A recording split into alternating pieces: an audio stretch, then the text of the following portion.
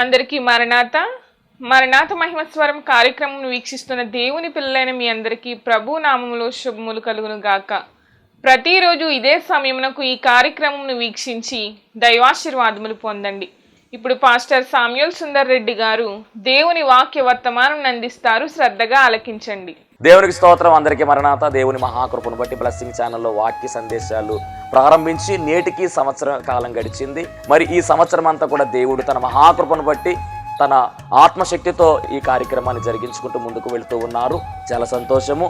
దీనికి సహకరించినటువంటి blessing channel యాజమాన్యం వారికి, అలాగే వీక్షకులకు, అలాగే విశ్వాసులైనటువంటి మీ అందరికీ, అలాగే మా కొరకు ప్రార్థన చేస్తున్నటువంటి మీ అందరికీ కూడా ప్రత్యేకమైనటువంటి వందనాలు తెలియజేస్తున్నాను. మరి రాబోయే రోజుల్లో కూడా అద్భుతమైనటువంటి పరిచర్య జరగడానికి మీ అనుదిన ప్రార్థనలో మా కొరకు జ్ఞాపకం చేసుకుని ప్రార్థించండి. అలాగే మీ కొరకు కూడా మా అనుదిన ప్రార్థనలో మేము ప్రార్థన చేస్తూ ఉంటాము. ఒకవేళ మీకు ఈ కార్యక్రమం ఆశీర్వాదకరంగా ఉండి ప్రేరేపణ కలిగినట్లయితే కనుక మీ ప్రోత్సాహాన్ని అందించండి. ఈ కార్యక్రమాన్ని దయచేసి ముందుకు వెళ్ళడానికి సహకరించవలసిందిగా దేవుని పేరట తెలియజేస్తూ ఉన్నాను. దేవుడు మిమ్మల్ని బహుగా ఆశీర్వదించును గాక. ఆమేన్. దేవునికి స్తోత్రం. అందరికీ మరణాత. దేవుడు మనకు అనుగ్రహించిన ఈ ప్రాముఖ్యమైన సమయంలో దేవుని వాక్యాన్ని ధ్యానించుకుందాం. ముందుగా పరిశుద్ధ వేద గ్రంథంలో వాక్య భాగం చదువుకుందాము. పరమగీత గ్రంథము 2వ అధ్యాయము 16వ వచనం చదువుదాం. పరమగీతము 2వ అధ్యాయం 16వ వచనము. నా ప్రియుడు నావాడు, నేను అతని దానను, పద్మములున్న చోటు అతడు మందను మేపుచున్నాడు. మహాపరిశుద్ధుడా, మహాగణుడా, మహిమగల దేవ, ప్రేమస్వరూపి, దయగల యేసు క్రీస్తు ప్రభువాని ఘనమైన నామానికి వందనాలు, స్తోత్రాలు, స్తుతులు చెల్లించుకొనిచున్నాము. శ్రేష్టమైనటువంటి సమయము దానముగా ఇచ్చావు. ఈ శ్రేష్టమైనటువంటి సమయమును ప్రభువా సద్వినియోగం చేసుకుంటూ నీ వాక్యాన్ని వినాలని ఆశపడుచు ఉన్నాము. దేవా నీకు వందనాలు. దేవా నీ బిడ్డలతోనూ నాతోనూ మీరే మాట్లాడండి ప్రభువా. నీ మాటలో శక్తి ఉన్నది, నీ మాటలో బలము ఉన్నది, ప్రభావము ఉన్నది. శక్తివంతమైన నీ మాటలను ప్రభువా మాకు వినిపించి మీరే మహిమా, ఘనత, కీర్తి, ప్రభావం పొందుకోమని త్వరగా పెండ్లి కుమారుడుగా రానయ్యున్న యేసు క్రీస్తు వారి నామములో అడిగి వేడుకొనుచున్నాము పరమ తండ్రి. ఆమెన్. దేవనామమున మీ ఎల్లరికూ కూడా శుభములు కలుగును గాక. ఆమెన్. మరి ఈ ప్రాముఖ్యమైనటువంటి సమయములో చక్కని వాక్య భాగాన్ని మనము చదివి ఉన్నాము. మూలవాక్యముగా చదవబడినటువంటి వాక్యము పరమగీత గ్రంథము 2వ అధ్యాయం 16వ వచనములో రాయబడినటువంటి మాట, నా ప్రియుడు నావాడు, నేను అతని దానను.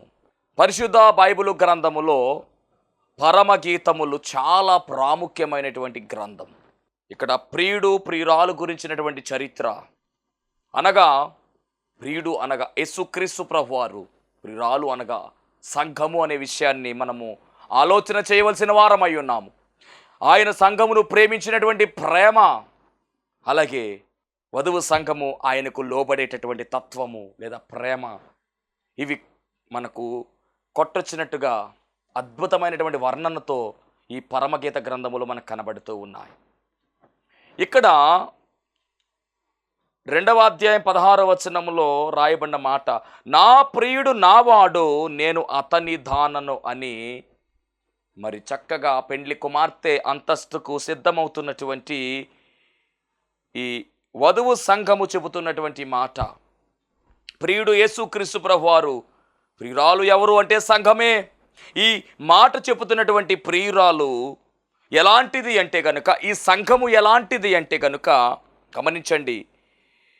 యేసుక్రీస్తు ప్రభువారి యొక్క రక్తములో కడగబడి పరిశుద్ధపరచబడినటువంటి వధువు సంఘమే ఈ మాట చెబుతూ ఉంది. లేదా వధువు ఈ మాట చెబుతూ ఉంది, లేదా పెండ్లి కుమార్తె ఈ మాట చెబుతూ ఉంది, లేదా గొర్రెపిల్ల భార్యగా పిలవబడుతున్నటువంటి ఆమె ఈ మాట చెబుతూ ఉంది. ఒక రకంగా చెప్పాలి అంటే మనమే ఈ మాట చెప్పేవారముగా ఉన్నాము. ఈ మాట చాలా అద్భుతమైనటువంటి మాట, చాలా హక్కుతో కూడినటువంటి మాట అనేటటువంటి విషయాన్ని కూడా చెబుతూ ఉన్నాను. నావాడు, నా సొంతము అనేటటువంటి అర్థము ఇందులో కనబడుతూ ఉంది. నా ప్రియుడు నావాడు, నేను అతని దానను. వధువు సంఘముగా పిలువబడుతున్న ప్రతి ఒక్కరూ కూడా ఈ మాట అనాలి. ఈ మాట అనేటటువంటి వారముగా మనం ఉండాలి అంటే ఆయన ఎంత పరిశుద్ధముగా ఉన్నాడో అంత పరిశుద్ధముగా మనము ఉండాలి. మరి ఎలా పరిశుద్ధత లభిస్తుంది? ఎలా లభిస్తుంది అంటే ఎవరైతే యేసుక్రీస్తు ప్రభువారి యొక్క రక్తములో కడగబడతారో, ఎవరైతే మారు మనసు పొందుకొని పాప క్షమాపణ నిమిత్తం బాప్తిసం పొందుకుంటారో, ఎవరైతే యేసుక్రీస్తు ప్రభువు వారి యొక్క అడుగు జాడలో నడుచుకుంటారో, ఎవరైతే ఆయన వాక్యానుసారముగా చిత్తానుసారముగా ఆయన ఆజ్ఞలు గైకొంటూ ముందుకు సాగుతారో, వారు పరిశుద్ధులైనటువంటి కన్యకలుగా మార్చబడతారు. వారు వధువు సంఘ అంతస్తులోనికి చేర్చబడతారు, పరిశుద్ధమైన కన్యకగా పిలువబడతారు. అలాంటి వారు చెప్పేటటువంటి మాట, నా ప్రియుడు నావాడు, నేను అతని దానను. చూడండి ఎంత బంధాన్ని చూపిస్తూ ఉందో ఈ మాట, ఎంత బంధుత్వాన్ని చూపిస్తుంది ఈ మాట, ఎంత కమిట్మెంట్తో ఉందో ఈ మాట. చూడండి, ఒక హక్కుతో కూడినటువంటి మాట. నా ప్రియుడు నావాడు, నేను అతని దానను. ఎడమ లేదు ఈ మాటలో, ఈ మాటలో దూరము లేదు, ఈ మాటలో ఎక్కడ కూడా మరి ఎడబాటు లేనటువంటి మాట. ఇది అంటి పెట్టుకుని ఉండేటటువంటి మాట, ఒక స్ట్రాంగ్ బంధాన్ని చూపిస్తున్నటువంటి మాట. ఎందుకు అంటే పరిశుద్ధ బైబిలు గ్రంథములో మనం పరిశీలన చేస్తే ఆదికాండము 2వ అధ్యాయములో దేవుడు ఆదామును అవ్వమును నిర్మించిన విధానము చాలా గొప్పది. ఈ నిర్మాణము దేన్ని చూపిస్తుందంటే యేసుక్రీస్తు ప్రభువు వారితో జరగబోతున్నటువంటి వివాహాన్ని చూపిస్తూ ఉంది. దేవుడు ఆదామును చేసినటువంటి విధానము ఒక్కసారి ఆలోచన చేస్తే దేవుని బిడ్డలారా, ఆయన సమస్త సృష్టిని కలగజేసిన తరువాత నేల మంటితో నరుని నిర్మించినట్టుగా రాయబడింది. చూద్దాం ఒకసారి ఆదికాండం 2వ అధ్యాయము. ఆదికాండము 2వ అధ్యాయములో మనం పరిశీలన చేసినట్లయితే కనుక 7వ వచనం రాయబడినమాట. దేవుడని యెహోవా నేల మంటితో నరుని నిర్మించి వారి నాసికారంధ్రములలో జీవవాయువును వదగనడు, జీవాత్మాయను అని రాయబడింది. అలా నిర్మించినటువంటి ఆదామును తీసుకుని ఏదేను తోటలో పెట్టాడు దేవుడు. తర్వాత ఆదాములోంచి అవ్వమును చేసినటువంటి విధానము చాలా గొప్పది. ఇది ఆదికాండం 21వ వచనంలో మనం చూస్తాం, 2వ అధ్యాయము. అప్పుడు దేవుడని యెహోవా ఆదామునకు గాఢ నిద్ర కలుగజేసి అతడు నిద్రించినప్పుడు అతని ప్రక్కటెముకలలో ఒక దానిని తీసి ఆ చోటును మాంసముతో పూడ్చివేసెను. గమనించండి, మాంసమును తీసి అవ్వమును చెయ్యలా. ప్రక్కటెముకల నుంచి ఒక ఎముక బయటకు తీసి ఆ ఎముకను అవ్వముగా చేశాడు. ప్రక్కటెముకలలో ఎముక అంటే ఆదాములో నుంచి ఎముక వేరు చేయబడి అవ్వముగా మార్చబడింది. ఆ తరువాత దేవుడు అంటున్నటువంటి మాట గమనించండి. స్త్రీగా నిర్మించాడు, తీసుకుని వచ్చి ఆదాము దగ్గర పెడితే ఆదాము అంటున్నాడు కదా, నా ఎముకలలో ఎముక, నా మాంసములో మాంసము, ఇది నరులను తీయబడినది కనుక నారీ అనబడును, అనగా నాది అనబడినట్లుగా మాట్లాడాడు. ఆ తర్వాత దేవుడు చెప్తున్నమాట, కాబట్టి పురుషుడు తన తండ్రిని తల్లిని విడిచి తన భార్యను హత్తుకొనును, వారు ఏక శరీరమయ్యుందురు. వేరు చేయబడినటువంటి ఎముక మరలా ఏమవుతుందంటే అతుక్కుని పోతుంది, మరలా ఏమవుతుందంటే ఏకమవుతుంది. వారు శరీరములు రెండే, కానీ వారు ఇరువురు కూడా ఏక శరీరం అవుతారని అక్కడ ఆ బంధుత్వాన్ని, ఆ బంధాన్ని యేసుక్రీస్తు ప్రభువు వారు మరి ఇక్కడ దేవదేవుడు చెబుతూ ఉన్నారు. ఈరోజు వరుడుగా ఆయన ఉన్నాడు, వధువుగా మనం ఉన్నాము. ఇదే రిలేషన్ గమనించండి. ప్రకటన గ్రంథంలో జరగబోతున్నటువంటి వివాహము, మధ్యాకాశంలో జరగబోతున్నటువంటి విందు, ఇవన్నీ కూడా మనం పరిశీలన చేస్తే గొర్రెపిల్ల వివాహ మహోత్సవములో జరగబోయే కార్యము ఏమిటి అంటే వరుడుగా ఉన్నటువంటి యేసుక్రీస్తు ప్రభువారిలోనికి వధువుగా ఉన్నటువంటి మనము ఐక్యమైపోతాము, ఆయనలోనికి చేరిపోతాము, ఆయనలోనికి లీనమైపోతాము. అది ఏ వివాహ మహోత్సవము. వేరుగా ఉన్నటువంటి మనము ఏకమవుతాము. అందుకనే ఇక్కడ ప్రియురాలు అంటుంది కదా, నా ప్రియుడు నావాడు, నేను అతని దానను, నేను అతనిలో అతను నాలో మిళితమైపోతాము అన్నట్లుగా అక్కడ ప్రియురాలు చెప్తూ ఉంది. అదే జరగబోయేటటువంటి కాన్సెప్ట్ గమనించండి. ఆది కాండంలో రాయబడినటువంటి ఆదాము అవ్వముల వివాహము ఏ విధముగా ఉన్నదో, కడపటి ఆదాము వధువు సంఘము యొక్క వివాహము కూడా అట్టి రీతిగానే జరగబోతూ ఉంది. వివాహం అంటే ఏకమవ్వడమే, ఏక శరీరముగా మార్చబడము, అనగా ఆయనలోనికి మనమందరము కూడా చేరువైపోతాము. గమనించండి, ఆయనలోనికి మనం వెళ్ళాలి అంటే, ఆయనతో మనం ఉండాలి అంటే పరిశుద్ధులుగా మనం ఉండాలి. అందుకని దేవుని వాక్యంలో రాయబడిన మాట, నేను పరిశుద్ధుడను, మీరు కూడా పరిశుద్ధులయ్యుండుడి. ఎక్కడ కూడా మనలో అపరిశుద్ధత ఉండడానికి వీలు లేదు. దేవునికి మహిమ కలుగును గాక. ఎంత అద్భుతమైనటువంటి వర్ణన దేవుడు మనకు చెప్తూ ఉన్నాడు. నా ప్రియుడు నా వాడిని అతని దానను. అవును, వివాహం అయిపోయిన తర్వాత గమనించండి, భర్త తన భార్య గురించి ఎలా చెప్తాడు ఇతరుల కంటే, నా భార్య అంటాడు. మా భార్య అని ఎక్కడ అంటూ గమనించండి, నా భార్య అని చెప్తాడు. అలాగే అమ్మ నాన్న గురించి పరిచయం చేయాలంటే కనుక మా అమ్మ అంటాడు తప్ప నా అమ్మ అంటాడు. అంటే ఒక భార్య విషయంలోనే నా అనేటటువంటి మాట చెప్తాడు. నాన్న గురించి చెప్పాలంటే మా నాన్న అంటాడు. అమ్మ గురించి చెప్పాలంటే మా అమ్మ అంటాడు. అక్క గురించి మా అక్క అంటాడు. మా తమ్ముడు అంటాడు. గమనించండి, నా అనేటటువంటి మాట నా భార్య అని భార్య విషయంలో ఎంత చక్కగా చెప్తూ ఉన్నాడు. అంటే అంత ఏకత్వం అక్కడ కనపడుతూ ఉంది. అందుకనే నా ప్రియుడు నావాడు నేను అతని దానను అని ఇక్కడ కనపడుతూ ఉంది. అలాగే యేసు ప్రభువును మనం కలుసుకున్నప్పుడు ఏకాత్మగా మార్చబడతామని 1 కొరింథీ పత్రిక 6:17లో మనం చూస్తూ ఉన్నాం. 1 కొరింథీ పత్రిక 6:19 రాయబడిన మాట, మీ దేహము దేవుని వలన మీకు అనుగ్రహింపబడి మీలోనున్న పరిశుద్ధాత్మకు ఆలయమై ఉన్నదని మీరు ఎరుగరా. మీరు మీ సొత్తు కాదు, విలువ పెట్టి కొనబడిన వారు కనుక మీ దేహముతో దేవుని మహిమపరచుడి.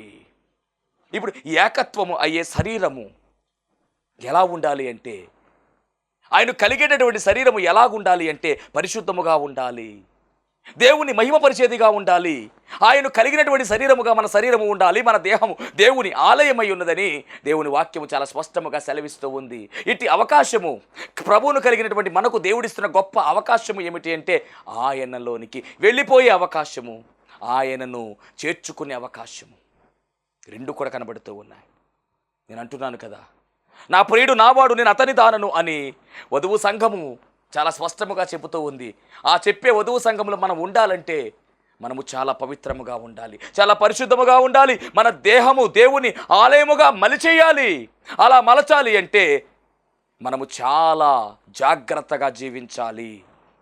ఎందుకు ఇంతలా చెబుతున్నానంటే యేసుక్రీస్తు ప్రభు వారి గురించి, వరుడుగా ఉన్న యేసయ్య గురించి ఎబ్రీ పత్రిక 7వ అధ్యాయము 26వ వచనములో చాలా స్పష్టముగా రాయబడింది. ఆయన పవిత్రుడుగా, ఆయన పవిత్రుడు, నిర్దోషి, నిష్కల్మషుడు, పాపుల్లో చేరక ప్రత్యేకముగా ఉన్నవాడుగా, ఆకాశ మండలము కంటే మిక్కిలి హెచ్చైన వాడుగా ఉన్నాడు. గమనించండి, ఆయన పవిత్రుడు, నిర్దోషి, నిష్కల్మషుడు, పాపుల్లో చేరక ప్రత్యేకముగా ఉన్నటువంటి వాడు ఆయన. అలాంటి యేసుక్రీస్తు ప్రభు వారితో మనం కలిసి ఉండాలి. నిజ జీవంలో మనం ఉండాలి. నా ప్రియుడు నావాడు నేను అతని దానను అని మనము కూడా అనాలి అంటే మనము ఎంత పరిశుద్ధంగా జీవించాలో గమనించండి. పరమగీతం 2:3 రాయబడిన మాట, అడవి వృక్షములు జల్ద వృక్షం ఎట్లున్నదో పురుషుల్లో నా ప్రియుడు అట్లున్నాడు. ఆనందభరితునై నేను అతని నీడను కూర్చుంటిని, అతని ఫలము నా జిహ్వకు మధురము అని రాయబడింది. అంటే యేసుక్రీస్తు ప్రభు వారి యొక్క లక్షణాలు మనం ఆలోచన చేస్తే ఆయన సుగుణాల రాశిగా కనబడుతూ ఉన్నాడు. ఆయన గుణగణాలు చాలా విలువైనవిగా కనబడుతూ ఉన్నాయి. నా ప్రియుడు నావాడు అనే మాట మనం అనాలి అంటే కనుక పెదవులతో అంటే సరిపోదు, హృదయపూర్వకంగా అనాలి. అలా అనాలి అంటే కనుక మనకు సాధ్యమా? అలా అనగలమా? మనం అంటే అనగలము. ఎప్పుడు అంటే ఆయనలో ఉన్నటువంటి గుణగణాలు మనలోనికి రావాలి. ముందుగా ముఖ్యముగా పరిశుద్ధమైన జీవితం మనం జీవించాలి. పరిశుద్ధురాలైన కన్యకగా మనం మార్చబడాలి. అంటే ఒకటే మార్గము, అది ఏమిటంటే ఆయన రక్తములో కడగబడడమే. మన పాపాలన్నీ విడిచిపెట్టేసి, పాత జీవితాన్ని విడిచిపెట్టేసి నూతన జీవితాన్ని మనము ధరించుకోవాలి. నూతన జీవములోనికి మనము రావాలి. పాతవి గతించిన సమస్తము నూతనమాయెను అన్నట్లుగా లోకాన్ని విడిచిపెట్టి, పాపాన్ని విడిచిపెట్టి, శాపాన్ని విడిచిపెట్టి, సమస్త భారాన్ని విడిచిపెట్టి యేసుక్రీస్తు ప్రభువు వారిని గురిగా కలిగి మనం ముందుకు సాగితే మనం పరిశుద్ధులుగా మార్చబడుతున్నాం. గమనించండి, ఆయన రక్తము మాత్రమే సమస్త పాపముల నుండి మన పవిత్రులుగా చేయును అని లేఖనము సెలవిస్తూ ఉంది. శుద్ధీకరణ అనేటటువంటిది కేవలము ఆయన రక్తము ద్వారా మాత్రమే సాధ్యమవుతుంది. ఇక్కడ గమనించాలి, ప్రియుడు ఎలా ఉన్నాడో ప్రియురాలు కూడా అలాగే ఉండాలి. నా ప్రియుడు నావాడు నేను అతని దానను అని మనం అనాలి అంటే కనుక ఆ ప్రియుడిలో ఉన్నటువంటి లక్షణాలు మనలో ఉండాలి అని వాక్యము చాలా సూటిగా మాట్లాడుతూ ఉంది ఈరోజు. గమనించండి, యేసుక్రీస్తు ప్రభువారు ఆయన కలిగినటువంటి లక్షణాల్లో మొదటి లక్షణం ఏమిటి అంటే ఆయన ప్రేమై ఉన్నాడు. ఆయన మరి మనలో కూడా అట్టి ప్రేమతత్వం ఉండాలి. ఇతరులను ప్రేమించేవారముగా, ఇతరులు క్షమించేవారముగా మనం ఉండాలి. ఇతరులు క్షమించాలి అంటే కనుక ముఖ్యముగా ప్రేమ కలిగి ఉండాలి. ఈ ప్రేమ ఎలాంటిదంటే క్షమాపణతో కూడినటువంటి ప్రేమ, శత్రువును కూడా క్షమించగలిగినటువంటి ప్రేమ ఆయన కలిగి ఉన్నాడు. నా ప్రియుడు నావాడు నేను అతని దానను నువ్వు అనాలి అంటే కనుక మొట్టమొదటిగా పరిశుద్ధులుగా ఉండడం మాత్రమే కాదు, కానీ ప్రేమ కలిగి జీవించాలి. క్రీస్తు కలిగినటువంటి ప్రేమ మనము కూడా కలిగి జీవించవలసిన వారమై ఉన్నాము. ఆయన శత్రువు కొరకు ప్రార్థన చేశాడు, శత్రువును కూడా క్షమించాడు. ఈరోజు ఈ వాక్యం వింటూ ఉన్నావు కానీ నీ శత్రువును ప్రేమిస్తున్నావా? నీ శత్రువు కొరకు ప్రార్థన చేస్తున్నావా? నీ శత్రువును క్షమిస్తున్నావా? ఇక నువ్వు పగ పెంచుకుంటూ, ఇక నువ్వు అసూయ పెంచుకుంటూ, ఇంకా ద్వేషాన్ని పెంచుకుంటూ ముందుకు సాగుతున్నావేమో జాగ్రత్త. నువ్వు ఎన్ని ప్రార్థన చేసినా కానీ నీ శత్రువును క్షమించకపోతే ఆ ప్రార్థన దేవుడు ఆలకిస్తాడా? ఆలకించడు. వారితో ఐక్యత కలిగి ఉండాలన్నాడు. వారిని ప్రేమించాలి, సఖ్యత కలిగి జీవించాలి. అదే యేసుక్రీస్తు ప్రభువు వారికి ప్రేమతత్వము. ఆయన ప్రేమ వర్ణించలేము, వివరించలేము. శాశ్వతమైనటువంటి ప్రేమ, అగాపే ప్రేమ అన్నారు గ్రీకులో. ఇలాంటి ప్రేమ, విలువైనటువంటి ప్రేమ, నశించిపోతున్నటువంటి వారిని వెతికి రక్షించడానికి ఈ పాపలోకంలోనికి దిగి వచ్చినటువంటి ప్రేమ, శ్రమలో కూడా శత్రువును బాధిస్తున్నటువంటి శత్రువును క్షమించినటువంటి ప్రేమ. ఎంత అద్భుతమైనటువంటి ప్రేమ! ఇలాంటి ప్రేమ, అద్భుతమైనటువంటి ప్రేమ ఎంత వివరించినా కానీ తక్కువే. అందరి నిమిత్తం ఒక్కడే బలి అయిపోయాడు. అందరి కొరకు ఒక్కడే ప్రాణాన్ని పెట్టేశాడు. ఏ ఒక్కరిని విడిచిపెట్టలా. అందరి పాపముల నిమిత్తము ఆయన బలి పశువుగా మారిపోయాడు. లోక పాపమును మోసుకొని పోచున దేవుని గొర్రెపిల్లగా పిలవబడటం మాత్రమే కాదు కానీ దేవుని గొర్రెపిల్లే. సమస్త లోక పాపములన్నిటినీ కూడా ఆయన మీద, ప్రతి మానవాని పాపమంతా కూడా ఆయన మీద మోపబడింది. పాప పరిహారము ఆయన రక్తము ద్వారా కలిగింది. శాప విమోచన మనకు కలిగింది. విడుదల కార్యము జరిగింది. ఇదంతా కూడా ఒకటే కారణము, ప్రేమ. ప్రేమ, ఆయన ప్రేమ అయి ఉన్నాడు. ప్రేమ అన్నిటికన్నా ప్రాముఖ్యమైనది. విశ్వాసము, నిరీక్షణ, ప్రేమ, ఈ మూడిట్లో గొప్పది ప్రేమే. శాశ్వత కాలం ఉండిపోయేది ప్రేమే. అది యేసుక్రీస్తు ప్రేమ. అట్టి ప్రేమను కలిగి ఉన్నావా? నా ప్రియుడు నా వాడిని అతని దాన్ని నన్ను అనాలి అంటే కనుక ముందు నీ జీవితంలో ప్రేమ అనేటటువంటి లక్షణము ఉండాలి. క్రీస్తు ప్రేమ మనం కలిగి ఉండాలి. పక్షపాతము లేనటువంటి ప్రేమ ఇది. కులంతో మతంతో సంబంధం లేని ప్రేమ ఇది. శత్రువును కూడా ప్రేమించేటటువంటి ప్రేమ. ఎంత గొప్ప ప్రేమ! అంతస్తులు చూసే ప్రేమ కాదు ఇది. పై రూపాన్ని చూసే ప్రేమ కాదు ఇది. చాలా ప్రేమలు ఉన్నాయి, దొంగ ప్రేమలు. కానీ ఈ ప్రేమ స్వచ్ఛమైనటువంటి ప్రేమ. అట్టి ప్రేమ మనం కలిగి ఉండాలి. ఒకటి, పరిశుద్ధులుగా మనం జీవించాలి. రెండవది, ప్రేమ కలిగి ఉండాలి. మూడవదిగా, మారు మనసు విషయమై గమనించండి. మారు మనస్సు అనగా క్రీస్తు యేసున కలిగిన ఇట్టి మనస్సు మీరు కలిగి ఉండాలి.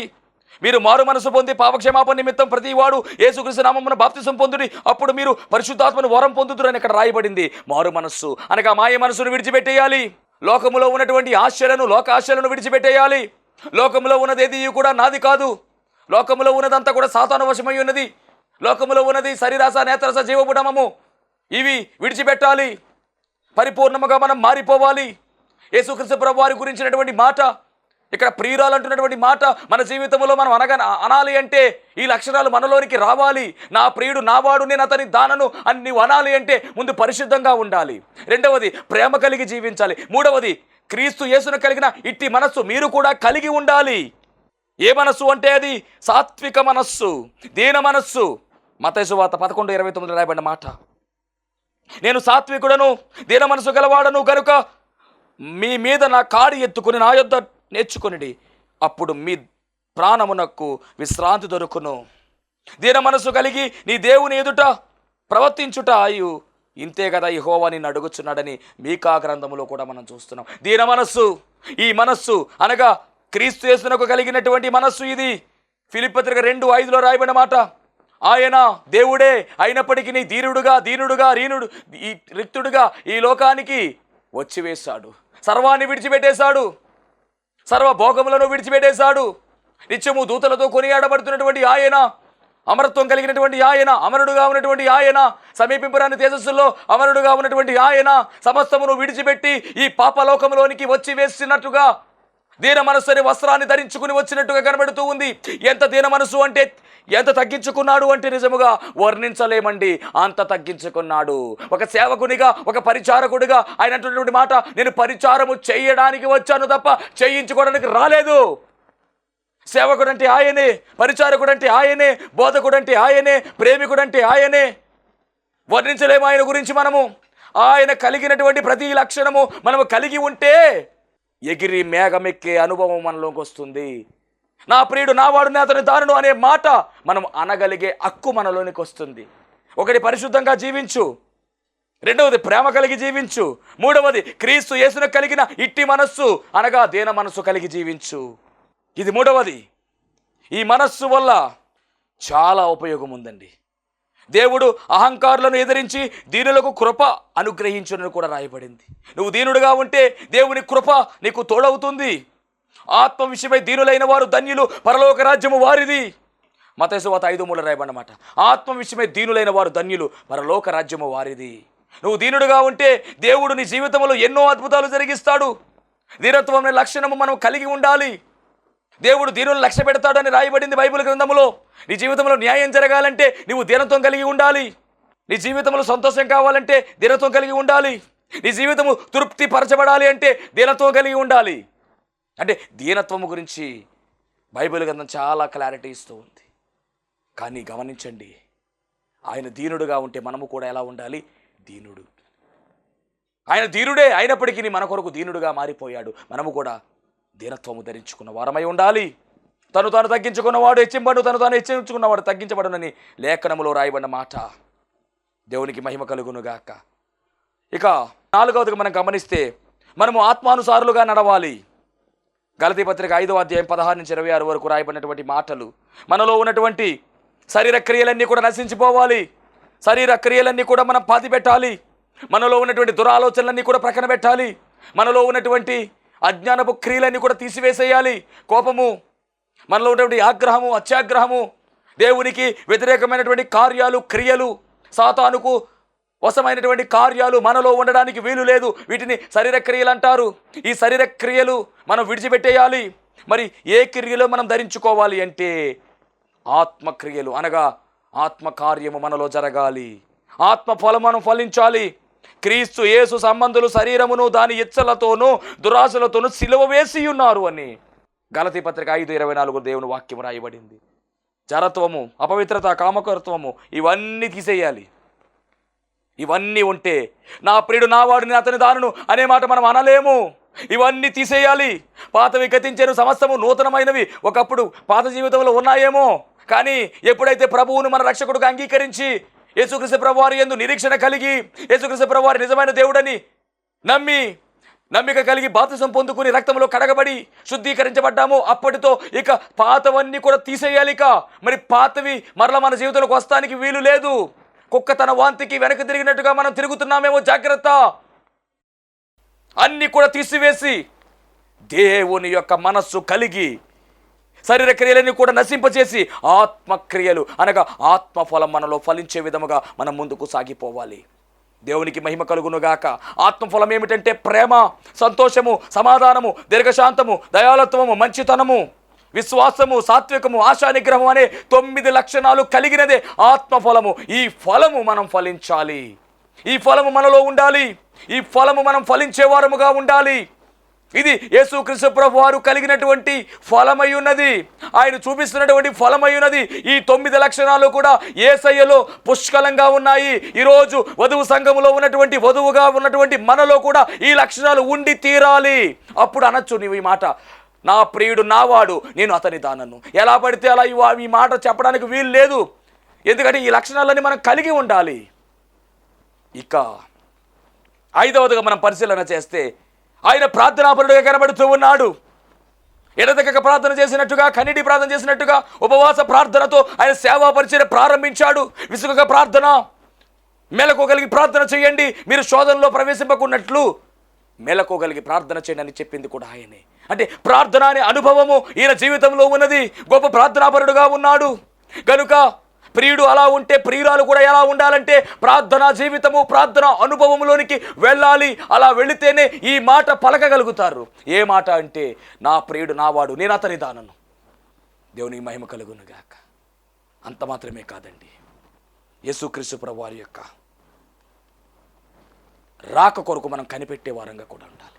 కనిపెట్టడానికి లక్షణము కూడా మనలో ఉండాలి. సిద్ధపాటు కలిగి ఉండాలి. ఇవన్నీ మనలో ఉండాలి. ముఖ్యంగా పరిశుద్ధత కాపాడుకుంటూ మనం ముందుకు సాగాలి.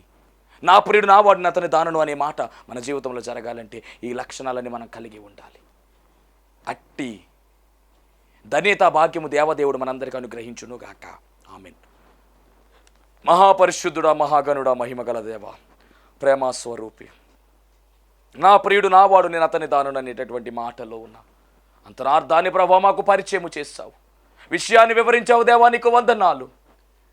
వివరింపబడినటువంటి ఈ వర్తమానము ద్వారా ప్రభువా మాలో ఉన్నటువంటి లోపములన్నీ కూడా తొలగించి వేసుకుని నీకు మరింత చేరువయ్యే ధన్యత మా అందరికీ దయచేయమని త్వరగా పెండ్లి కుమారుడుగా రానయ్యన యేసు క్రీస్తు వారి నామములో అడిగి వేడుకొనుచున్నాము పరమ తండ్రి. ఆమేన్. అందరికీ మరణాత. దేవునికి స్తోత్రం. అందరికీ వందన మరణాత తెలియజేస్తున్నాను. మరణాత మహిమస్వరం అనే ఆధ్యాత్మిక కార్యక్రమాన్ని వీక్షిస్తున్న మీ అందరికీ కూడా మరొక పర్యాయము ప్రభు పేర వందన మరణాత తెలియజేస్తూ ఉన్నాను. మరి ఈ కార్యక్రమము ఎంతో ఆశీర్వాదంగా ఉందని, ఈ కార్యక్రమం ద్వారా ఎన్నో మేలు పొందుకున్నామని మరి మీరందరూ కూడా ఫోన్ కాల్ చేస్తూ ఉన్నారు. చాలా సంతోషము. ఎన్నో అద్భుత ఆశ్చర్యకార్యాలు దేవుడు ఈ కార్యక్రమం ద్వారా జరిగిస్తూ ఉన్నారు. దేవుని నామమునికి మహిమ కలుగునుగాక. మరి మీరు చూస్తున్నటువంటి ఈ యొక్క షెడ్ గురించి గతంలో మీకు చెప్పడం జరిగింది. యజమానుడు మరి దీన్ని బేరం పెట్టారని చెప్పేసి, దీన్ని తీసుకుంటే ఇక్కడ ఆరాధన జరుగుతుంది, లేకపోతే మనం బయటికి వెళ్ళాలనేటువంటి పరిస్థితిని మీకు చెప్పినందుకు చాలామంది మరి సహకరించారు. కొంతమంది మరి అమౌంట్ పంపించడం జరిగింది, అలాగే ప్రార్థన చేయడం జరిగింది. దేవుని మహాకృపను బట్టి పంపించినటువంటి కొంత అమౌంట్ మరి యజమానుడికి కట్టడం జరిగింది. ఇంకా చాలా అమౌంట్ మనము వారికి ఇవ్వాల్సి ఉంది. కనుక మరి ఈ కార్యక్రమాన్ని వీక్షిస్తున్నటువంటి మీకు ఎవరికైనా కనుక ప్రేరేపణ కలిగినట్లయితే కనుక మరి మీ వంతు సహకారాన్ని అందించండి. ఈ దేని సేవకునికి మీ యొక్క సహకారం అందించి ఈ సేవను మరి ముందుకు వెళ్ళేలాగా సహకరించవలసిందిగా ప్రభు పేరు తెలియజేస్తూ ఉన్నాను. మీకు ఎవరికైనా కనుక మరి ప్రేరేపణ కలిగినట్లయితే కనుక స్క్రీన్ మీద కనపడుతున్నటువంటి ఆ నెంబర్కి ఫోన్పే చేయండి, లేదా ఫోన్ చేసినట్లయితే కనుక నేనే స్వయంగా మాట్లాడతాను. మీ సహకారాన్ని అందించండి. ప్రభు పనిలో మీరు కూడా పాలి భాగస్తులు కావాల్సిందిగా ప్రభు పేరు తెలియజేస్తున్నాను. అందరికీ మరణాత.